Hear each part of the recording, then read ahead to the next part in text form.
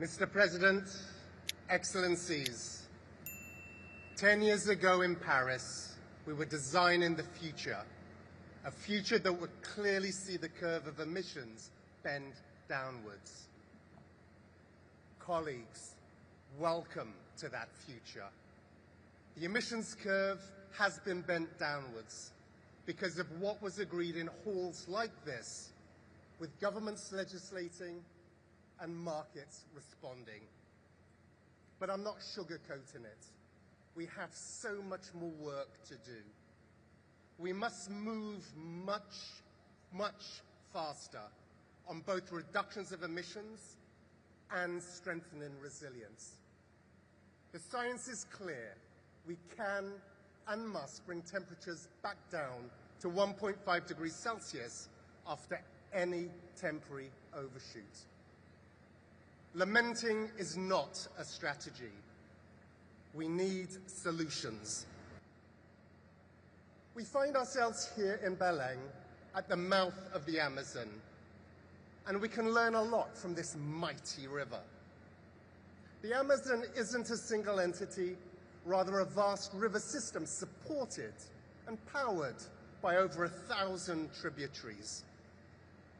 To accelerate implementation, the COP process must be supported in the same way, powered by the many streams of international cooperation.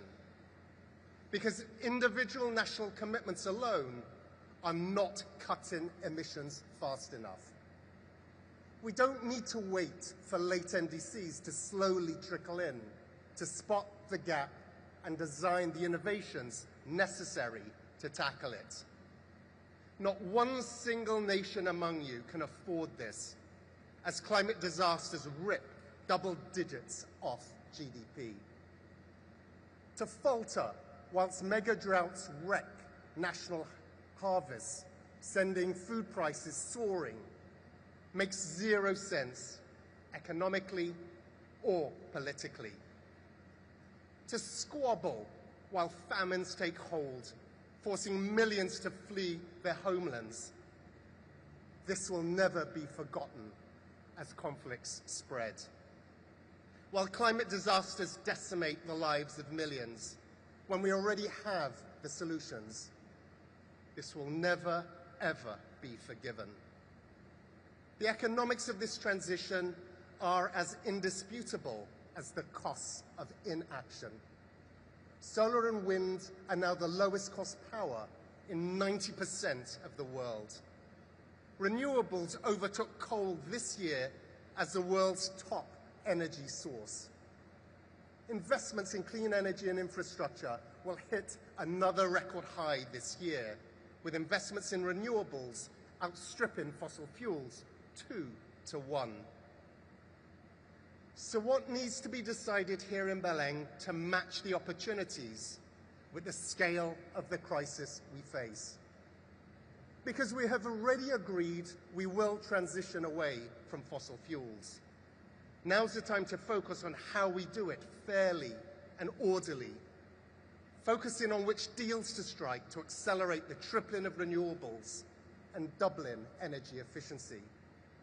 We've already agreed to deliver at least $300 billion in climate finance, with developed countries taking the lead.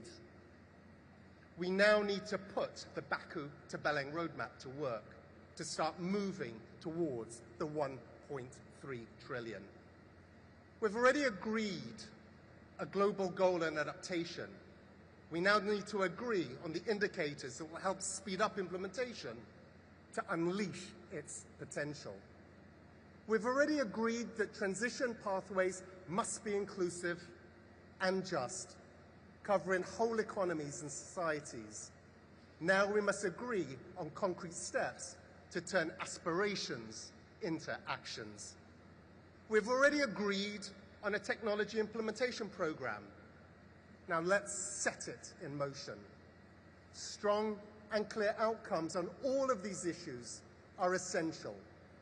This is how we signal to the world that climate cooperation is delivering results. In Belém, we've got to marry the world of negotiations to the actions needed in the real economy. The action agenda is not a nice to have. It is mission critical. More than that, it is entirely in every nation's enlightened self-interest to do so. Every gigawatt of clean power cuts pollution and creates more jobs. Every action to build resilience helps save lives, strengthen communities, and protect the global supply chains that every economy depends on. This is the growth story of the 21st century, the economic transformation of our age. Those opting out or taking baby steps face stagnation and higher prices, while other economies surge ahead. To paraphrase President Roosevelt over a century ago, it's not the critic who counts, or the one who points out where the doer of deeds could have done better.